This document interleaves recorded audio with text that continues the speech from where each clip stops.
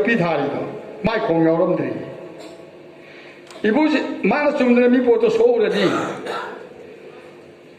이보지 소케스가 이거 크로스 옆에 담인다리 하니까 아이 그 여름들이 뭐 돈도 오이람들이 아시니 이거는 봐서는 저 소케스나 당pan 라코기 마기 마람 이거는 밥 담인다 그랬어 난 이거 밥이 한독 비르세 아시기 때문에 막 라코네 봐 아마 당아이바 셈비 뭐 보드나 미오이 마포트 사이올레 아두가 낭나이고 빠뜨기 한독 비나고 말라 그래봐 아두 한독 비기 타박시 많아 파자라 떠오래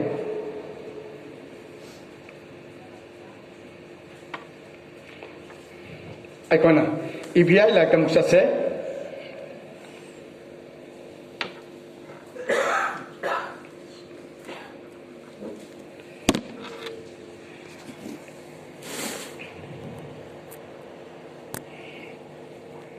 Ibrahim lagi panutara se pabakanda sumaina hairi pada umdek pase kasana pase se ai dah hai la roiba bible kam hai la se pada umdegi tang suira pot puno mang aduna sahi kuding pakwi maram dan ningsingan balai maram di sallabagi amasung hamengi ina pablo thokpa sungam ngamde maram madugi damang ibong tang pada lenglak tuna hai ira pot amasung kada pot ibong mahana pamdre Tengok sung ibu mana ayi dama haksang lang bire, ayi dama haksang lang bire. Asyik ibu ayi tengok hatsen jaga. Ayi dama haksang lang bire, ayi si pai pun ham kata itu no ayi kuci tiba kan deko. Mati pandang mu ayi peri kunma thoi jauh reba. Mariam nana nasan ubah pokani mak maming Jisu tuan gani, mana mak missing mu koi papi kan bigani. Sakit itu na hai Mariam na. Mariam nana nasan ubah pokani, mak maming Jisu tuan gani. Mana makin misi umakoi papekan begini, asida haksang amal langbi deh, hai besida, asik parah sida ni, mati pandu amai wai paling kunma thoi uri. Adun Bible se, pacanak paraga semuanya nengerga, bapa nalai bakanda, yang nungai heba, yang nungai ni, ngam baca nungai heba. Adu dah sekarang ni, adu dah lagi ni ada, kang bakanda, aisi yang harau heba isu. Hai besu nuai pandai. Aduna makau pase. Mapumoi na mai thadun katpa masum pa kita mengirat pa pot tai bom mana pendre. Maduda ai na hai yang biu. Lari makol aduda ai malam da ire. Asida ampang lepsagi. Mana sida se. Mapumoi na mai thadun masum pa kita mengirat pa pot tai bom mana pendre. Ai koi ki irat pot, ai koi kana pot asina ai pa ku sirgam ta pendre ba mana ji. Isor na ji pinde adu sallabe jo hame ni me palu thok ngam de ne pada mari dai ji tara gi mari dai ji adu hai ni adu mana he isor pada tare ki aro isenja paring dula he isor ibon hakin ning bat tok jana ai lak se bani pas ibon ji suna hai badune he isor ibon hakin ning bat tok jana ai lak se bani Irat katpa mapumoy na may thadun katpa masupa kita mang irat pa ibungo mana pamde amasung maduda pende hai ba matakta hai kre masising while yatangi matung inakat pani maduda ibungo na hai yang biu ibungo na hakin ning bat adu tauzana ba ay lak sebani ibungo na ani subadu lingkana na ba ahan badu lautoi ning ba aduna ay koy bu Jisu Krista gi haksang adu amuk takat piba adu gi mapana sengdok pire imo Jisu Krista haksang do amuk tang ukanda tang tingduna nang ay pak usil ni hana sibiba kanda nang ay bu sengdok pache complete mau thazab kan oire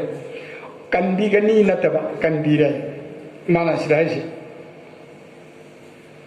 sengdok pire sengdok pigani natabni ko past tense ni si sengdok pire asina ai khoi na paki makha pona paki minai oina ai khoi na yam wana hingda sargam ne wale musem mapus ne ko nungsi man khaduna mana sarga da tungona laga tangpan mot khaba paki sangsara sira mioi boy ne khoi ta lakhi bane adu mana nangai paki usai da mo ukar da paki nu sibi bane asini magi thabak se Tama toy, tang toy pau pase.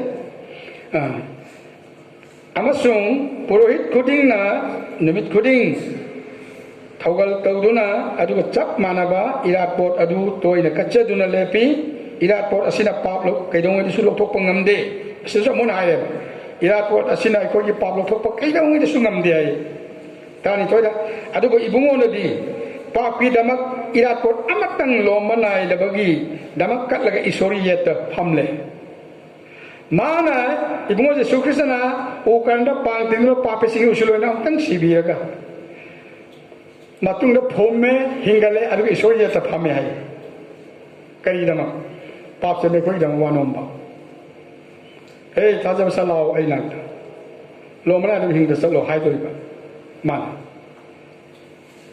अदु थाजब सिन गदो लाव लोमना दनि मै कुम सलो हाय दोइबा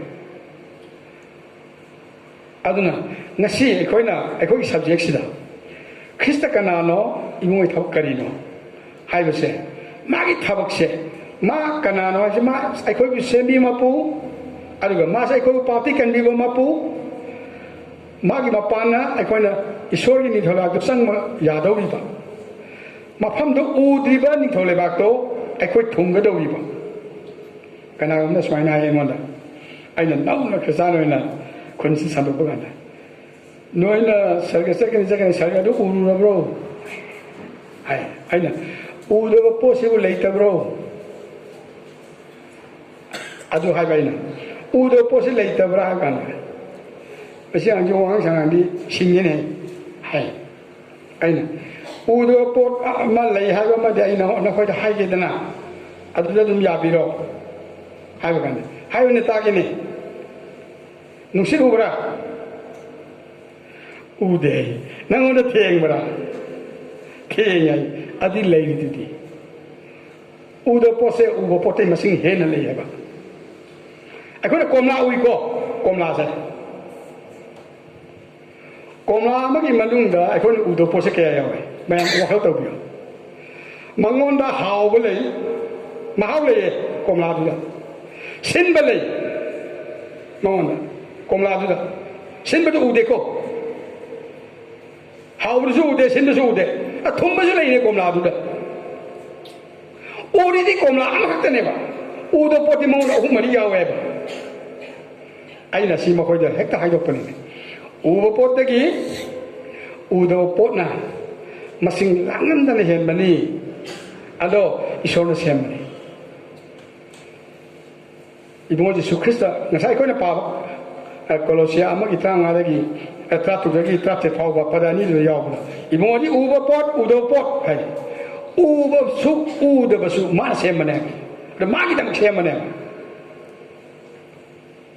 uba pot udo pot ambal ma kai angam thok sing kuga pang si bor basu ibungo gi damak ibungo da sem kre hai bine kolosia amagi tratte te ibase aduna ngasi ko gi topic ta krista kanano hai krista Isor mami makto thazab singgidi kanbi mama puni ado mana kanbi na bagi magi thaurang lo mana tang panda pumloi loraga mana kanbi na thabak to loraga na mana kari haiba u karanda mana hai kido ai loire hai mana do loire hai na suko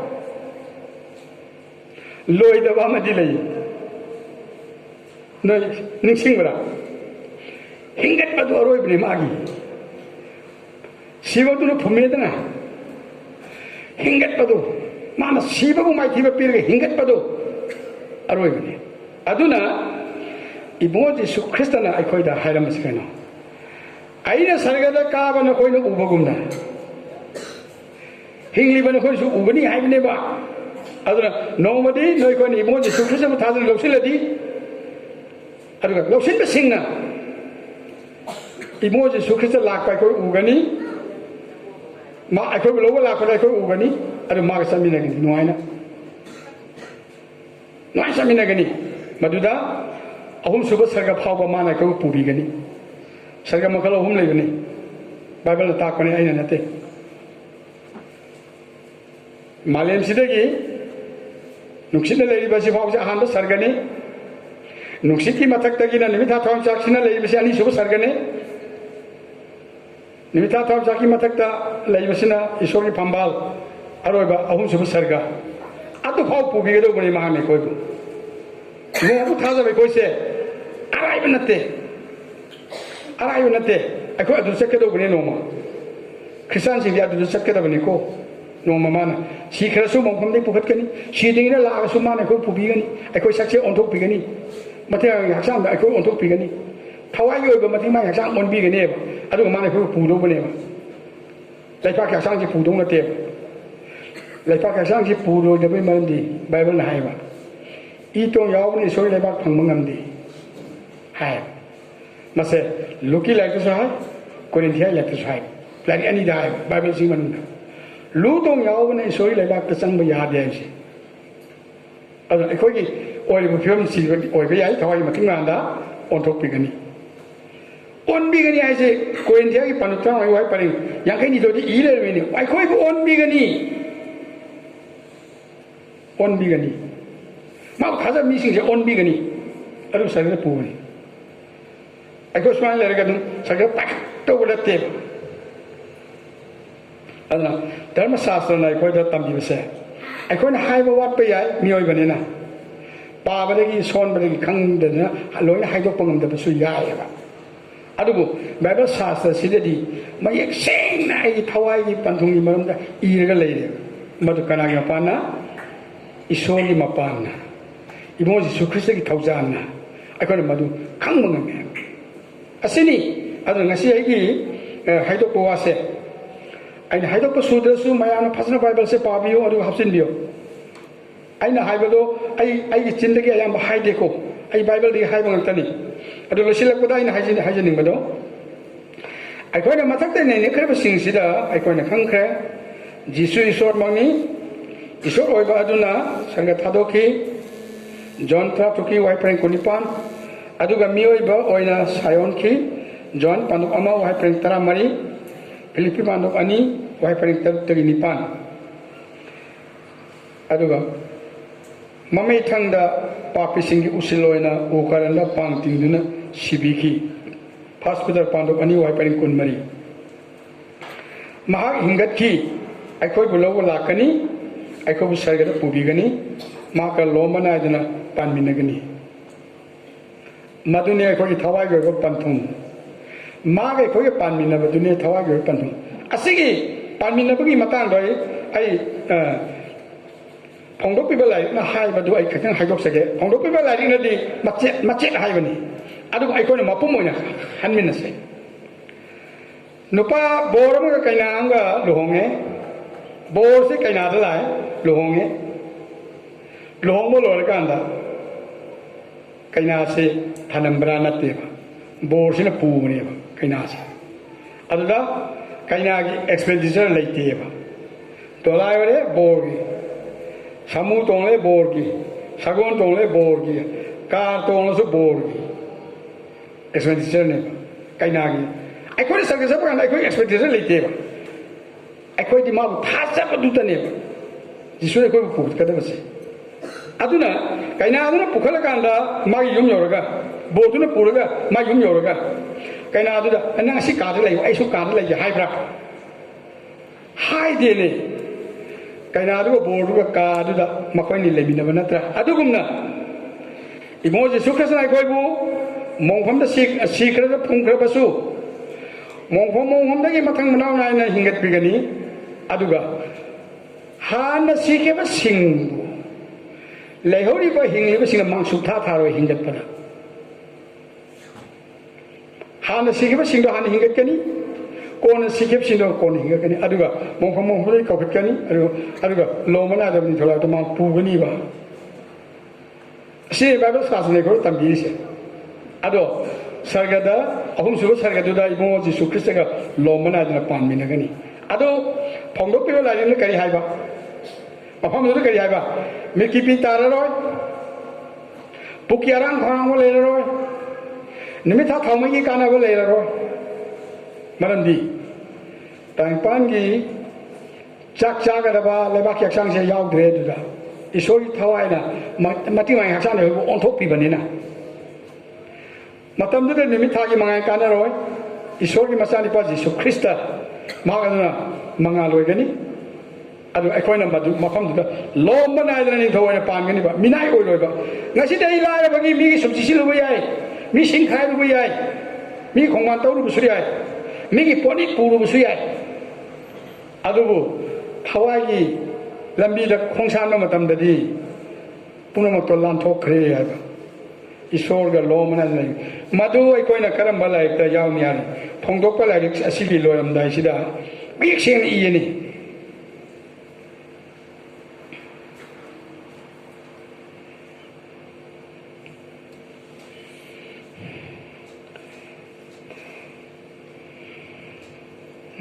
पासे को